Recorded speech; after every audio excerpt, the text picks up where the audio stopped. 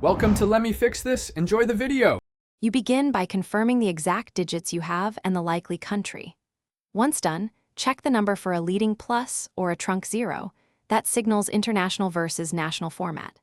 Next, open your phone settings and dialer to see how it displays incoming numbers, and note the first 1 to 4 digits. Then, use a search field or mapping tool to enter the prefix. This immediate mapping narrows candidates fast, so you can focus on precise code matching. Now you analyze the middle digits to decide what type of code you're looking at. First, remove any domestic trunk digit, such as a leading 0, so the core prefix shows.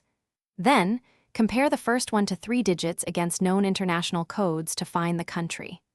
After that, use a carrier prefix lookup to see if the remainder matches a mobile network block. This matters because some countries assign specific ranges to mobile operators, and knowing the operator often can finish by normalizing the number into E164 format, a plus sign, the country code, then the subscriber number. Make a short test call or send an SMS to confirm it routes correctly and matches the claimed operator. Once verified, save the contact with the full formatted number so future lookups are instant. If things fail, check for omitted trunk digits, number portability, or mask numbers, and, if necessary, contact the carrier for definitive confirmation.